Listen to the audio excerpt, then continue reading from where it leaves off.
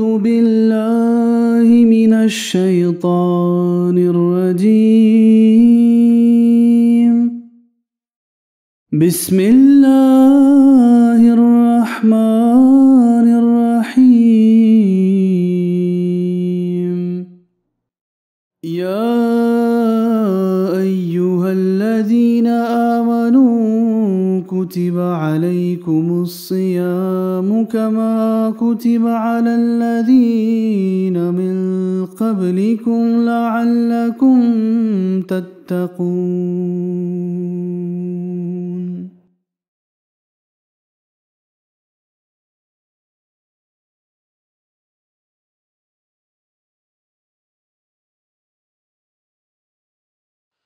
أعوذ بالله من الشيطان الرجيم.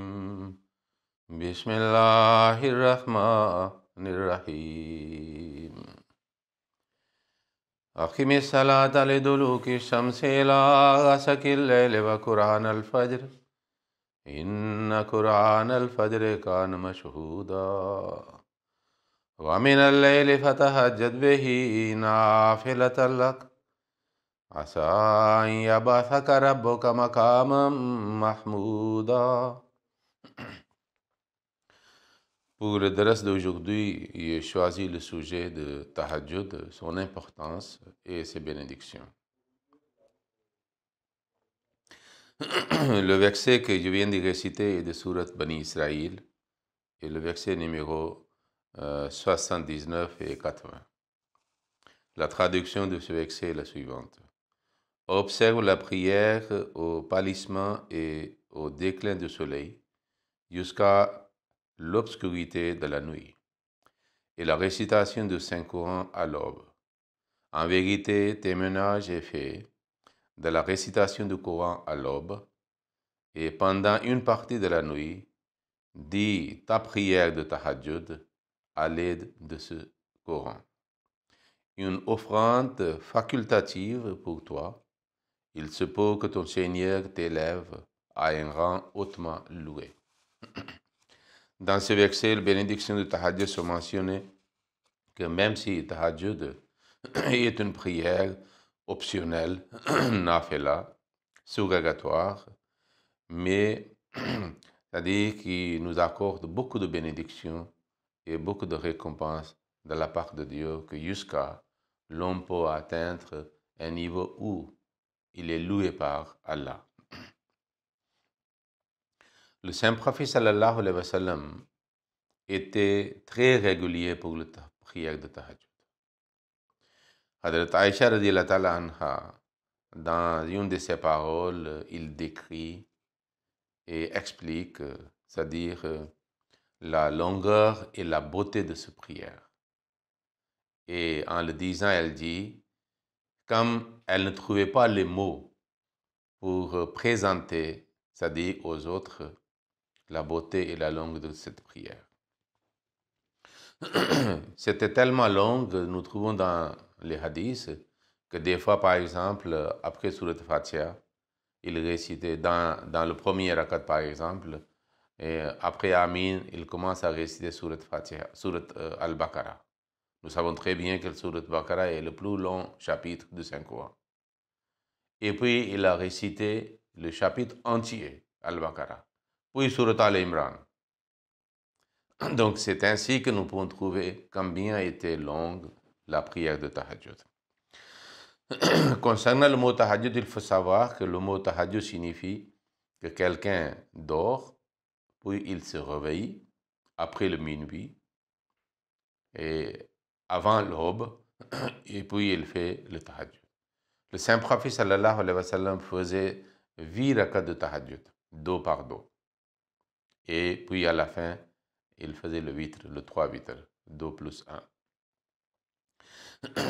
L'état de Saint-Prophète sallallahu alayhi wa sallam, la longueur et son ardeur, sa passion, et c'est-à-dire combien le prière de Tahajjud il était animé, c'est-à-dire est rempli de dévouement de Saint-Prophète sallallahu alayhi wa sallam, nous trouvons dans Surat Al-Muzammil. Allah dit dans le Saint-Coran, dans Surat Al-Muzammil, Ya ayyuhal muzammilu, kumil layla illa qalilan, nisfahu avinkus minhu qalila, aw zid alayhi warattil al-Qur'ana tartila. Inna sanulki alayka qawlan thaqila, inna nashiyata al-layli hiya ashaddu wat'an wa aqwamu qila. Ô toi qui t'es enveloppé dans ta robe, tiens-toi debout en prière la nuit.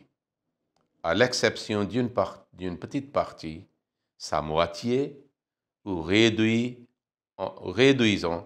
un petit peu, ou ajoute-y un petit peu, et récite le Saint-Coran lentement et clairement. En vérité, nous allons te charger d'une lourde parole, ça veut dire une responsabilité. En vérité, se lever la nuit pour prier est le moyen le plus efficace pour maîtriser le moi, ça veut dire son ego, se contrôler, se maîtriser, et le moyen pour rendre la parole plus ferme. Donc, dans ces versets, même si ces versets révèlent l'état de Saint-Prophète sallallahu alayhi wa sallam au cours de prière de Tahajjud, sa beauté, sa longueur, mais en même temps, c'est une leçon pour tous, une exhortation pour tous les croyants, que quelques bénédictions qui sont mentionnées dans ces versets.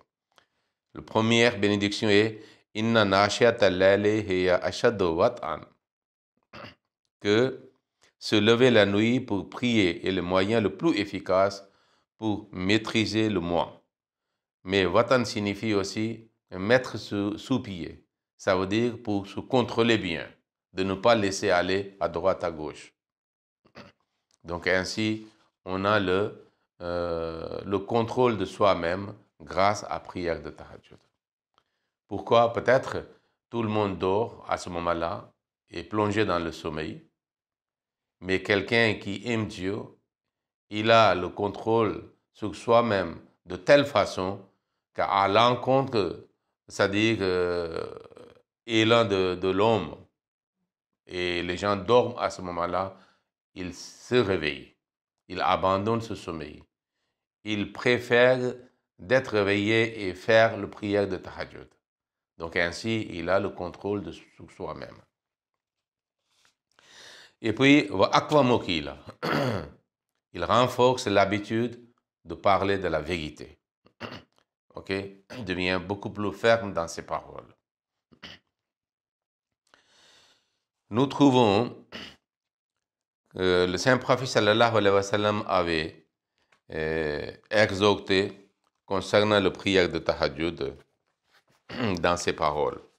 Par exemple, nous trouvons que Hadrat Bilal rapporte que le Saint-Prophète sallallahu alayhi wa sallam dit « Vous devez être très régulier dans le Tahajjud. Ceci a été la pratique des vertueux dans le passé, est un moyen d'atteindre la proximité de Dieu. C'est l'habitude qui protège du péché, efface les tares et protège contre les maladies du corps. » Donc, Tahajjud n'est pas seulement, c'est-à-dire porte bénédiction spirituelle, mais aussi morale et physique. Et puis, nous trouvons une autre parole de Hadrat Abu Huraira. Il dit que le Saint-Prophète sallallahu alayhi wa sallam a dit « Chaque nuit, notre Seigneur descend jusqu'au dernier ciel, qui est plus proche de la terre. Lorsqu'il reste un tiers de la nuit, Allah dit « Qui m'appellera afin que je puisse lui répondre ?» Ça veut dire il répond à la supplication de l'homme à ce moment-là. « Qui me suppliera pour que je puisse lui donner? Et qui me demandera pardon pour que je puisse lui pardonner? » Allah le Tout-Puissant continue de répéter cela jusqu'à l'aube. Quel moment bénéfique et plein de bénédictions pour l'homme, c'est lui qui fait le Tahajjud. Et pour cela, il a dit que même les vertueux du passé faisaient les prières de Tahajjud. Alors, nous trouvons dans le livre de Hadith les supplications de Saint-Prophète sallallahu alayhi wa sallam qu'il faisait pour durant la prière de Tahajjud. C'est-à-dire pas seulement le récital de Surat Fatiha et une partie du Saint-Coran, mais dans le ruku et dans le sujud, à part le tasbihat, il faisait beaucoup de supplications. C'est-à-dire comme il était arabe, donc il faisait en arabe. C'est-à-dire pour son bien-être physique, pour son bien-être moral, pour son bien-être spirituel, pour demander davantage de soutien divin, pour demander davantage le bien-être de ses compagnons, le bien-être de sa famille, le bien-être des opposants aussi, qu'Allah les guide. Et c'est pour cela, ici, je voulais dire que le Messie salam a dit que vous pouvez faire des supplications dans votre langue maternelle, dans le ruku et dans le sujud, après avoir prononcé et dire les prières qui sont prescrites par le Saint-Prophète sallallahu alayhi wa sallam. Parce que dans la langue maternelle, on peut mieux exprimer, c'est-à-dire les sentiments, les douleurs, les chagrins, les détresses et ambitions, c'est-à-dire et le istighfar, demande de pardon de péché. Donc c'est aussi un moyen très efficace pour c'est-à-dire trouver les bénédictions de prière de Tahajjud en suppliant, c'est-à-dire en faisant des supplications dans la langue maternelle. Nous trouvons dans le Saint-Coran des versets qui décrivent, qui présentent que les gens vertueux et pieux se réveillent, se détachent de leur lit confortable pour faire des supplications et prier, c'est-à-dire la nuit à Allah. Par exemple, dans Surat Al-Sajda, nous trouvons que Tatajafa junubuhum anil mazaji, que ils séparent leur être, leur propre personne de leur lit. Parce que le lit, à ce moment-là, après le minuit, il est beaucoup plus confortable, beaucoup plus doux, beaucoup plus agréable de continuer à dormir. Okay? Mais elle a dit, les bien-aimés de Dieu, c'est-à-dire quittent sortent de leur lit. Et puis, après avoir fait ablution, ils font des supplications auprès d'Allah. Dans Surat Al-Furqan, une des caractéristiques de Ibadur Rahman, les serviteurs de Dieu gracieux, c'est-à-dire, qu'est-ce qu'ils font? وَالَّذِينَ يَبِيتُونَ لِرَبِّهِمْ سُجَّدًا وَقِيَامًا, qu'ils passent la nuit. Que c'est Ibadur Rahman, c'est-à-dire, à part autres caractéristiques, ils passent leur nuit pour leur Seigneur en prosternation et étant debout auprès de lui pour faire des supplications. Alors, le Messie premier, le fondateur de la communauté Ahmadiyya, c'est-à-dire, il conseille en présentant le bienfait et la bénédiction de prière de Tahajjud, il exhorte à sa communauté en disant « Réveillez-vous la nuit et suppliez qu'Allah, le Tout-Puissant, vous guide sur son chemin. » Les compagnes du Saint-Prophète sallallahu alayhi wa sallam avaient reçu leur formation petit à petit. Dans quel état avaient-ils auparavant? Ils étaient comme des graines semées, c'est-à-dire semées par un fermier. Le Saint-Prophète sallallahu alayhi wa sallam, à son tour, l'a arrosée et a prié pour elle. La semence était bonne et le sol fertile. Suite à l'arrosage, il a produit un fruit excellent. Ils ont marché sur la voie du prophète sallallahu alayhi wa sallam sans aucune hésitation. Ils n'ont pas attendu le jour ou la nuit. Vous devez vous repentir avec un cœur sincère. Réveillez-vous pour le tahajjud. Redressez vos cœurs. Délaissez vos faiblesses et faites que vos paroles et vos actes soient conformes à la volonté d'Allah, le Tout-Puissant.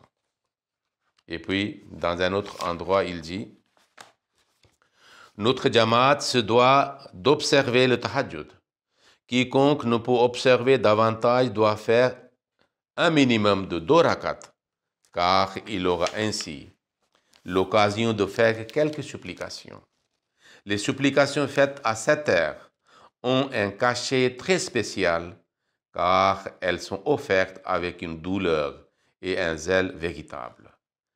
À moins que l'on soit mu par une douleur particulière et une agonie sincère, comment peut-on se réveiller de son sommeil confortable?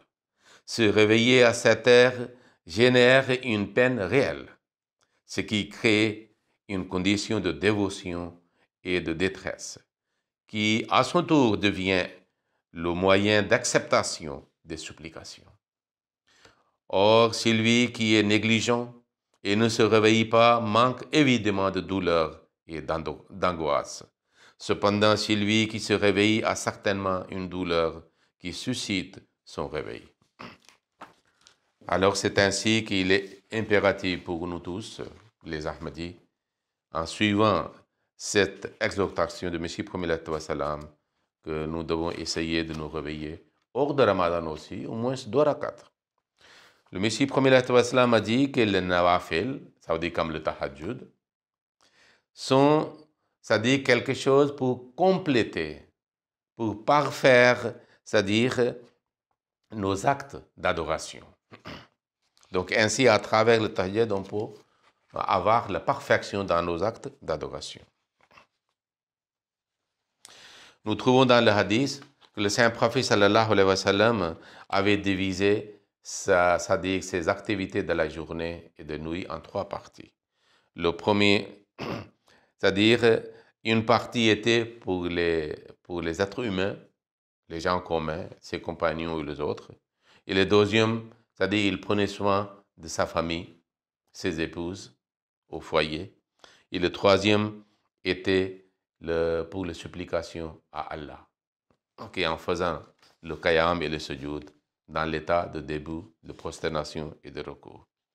Et nous trouvons dans le hadith que lorsque le saint prophète sallallahu alayhi wa sallam faisait des supplications dans le tahajjud, c'est-à-dire on entendait un son comme l'eau bouillie dans le marmite, avec ardeur, avec telle chaleur, c'est-à-dire avec quel dévouement. Et puis ses pieds, c'est-à-dire s'enflaient à cause de, c'est-à-dire l'état de debout très long. Et Hadrat Aïcha radiyallahu ta'ala anha a dit que le saint prophète sallallahu alayhi wa sallam n'avait jamais abandonné le tahajjud. Il était tellement régulier. Si dans le cas de maladie, par exemple, quelconque, alors, et à ce moment-là, il ne pouvait pas être debout pour faire le tahajjud, il faisait le tahajjud en assise. Et si, c'est très exceptionnellement, il n'arrive pas pour faire le tahajjud, il faisait pendant la journée, c'est-à-dire les nawafil.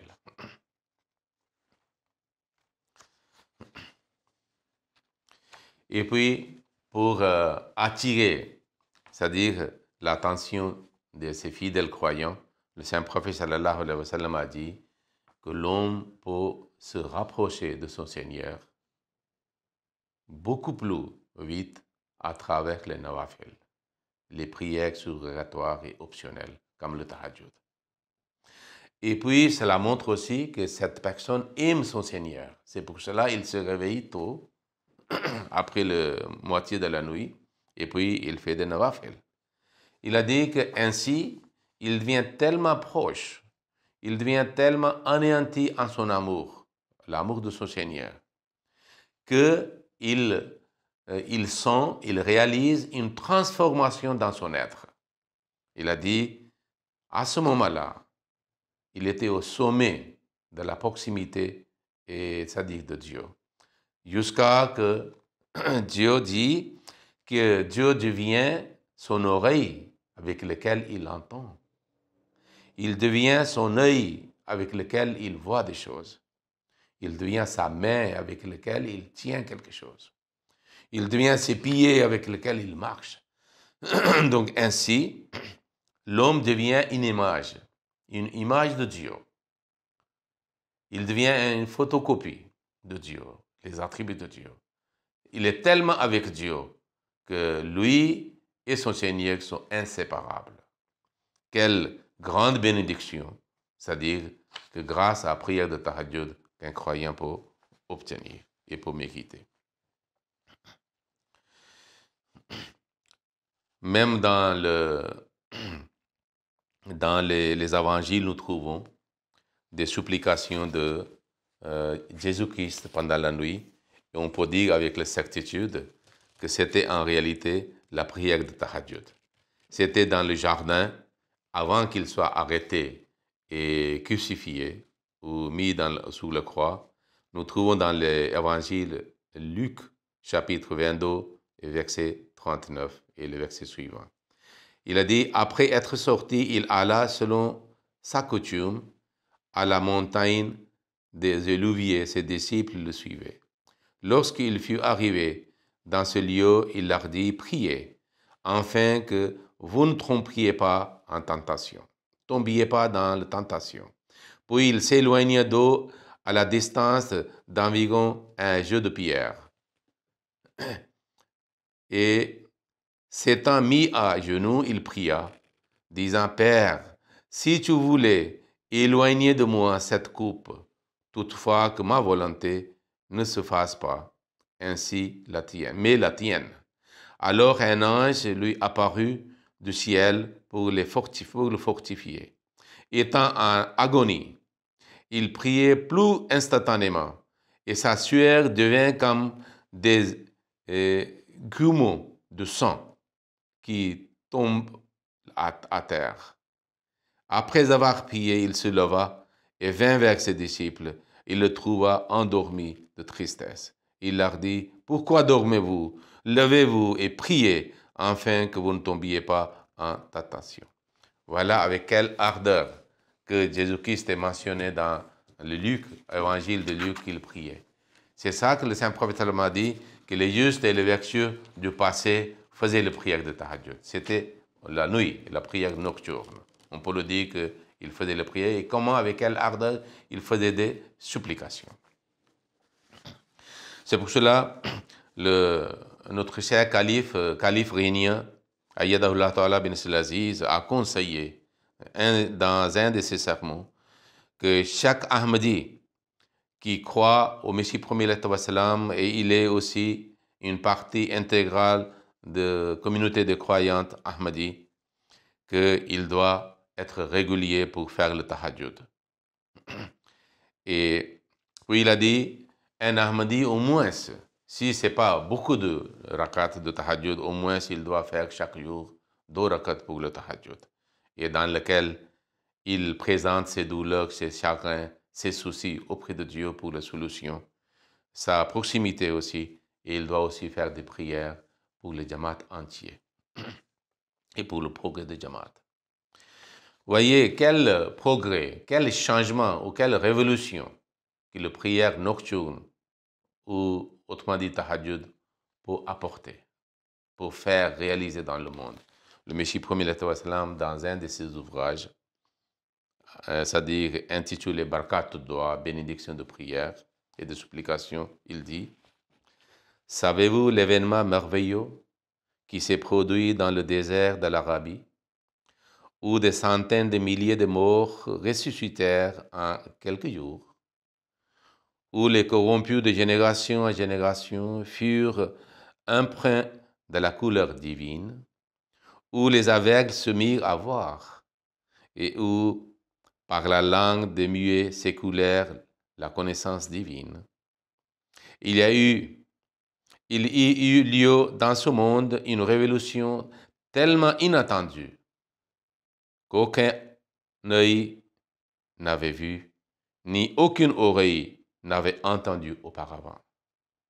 C'était la prière, c'était les prières dans les nuits obscures d'une personne anéantie en Allah, qui créèrent une clameur dans le monde et démontrèrent des merveilles qui paraissaient impossibles à cette personne illettrée et indigente. C'est pour cela que nous devons aussi essayer de faire des prières et des supplications, certainement en observant 5 prières quotidiennes obligatoires régulièrement, mais les prières de Tahajjud aussi. Et ces prières aussi développeront notre amour pour notre Dieu et nous pouvons avoir la proximité de Dieu aussi et puis nous pouvons, c'est-à-dire être récipiendaires d'exaucement de nos supplications et de prières pour nous-mêmes, pourquoi pas pour nos enfants, pour nos épouses, parce que nous devons prier aussi pour les membres de notre famille et surtout pour nos enfants qui sont les générations futures pour l'Ahmadiyyat. Et ainsi, ils vont suivre notre exemple en observant la prière et surtout la prière de Tahajjud. Qu'ainsi soit-il. Allahumma salli ala Muhammadin wa ala ali Muhammadin wa barik wa sallam innaka hamidun majid.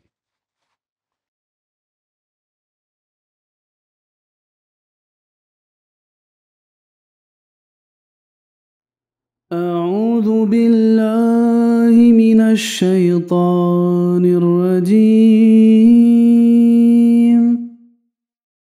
بسم الله الرحمن الرحيم